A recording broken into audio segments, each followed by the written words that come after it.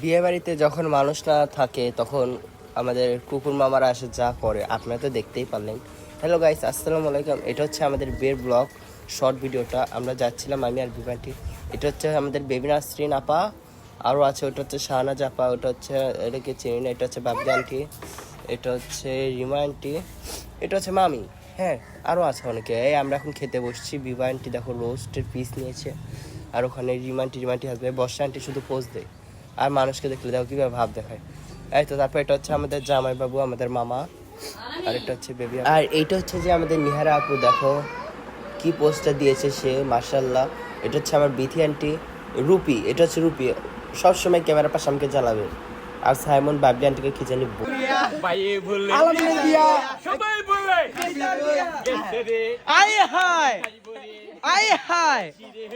তালে তালে কারো নাই।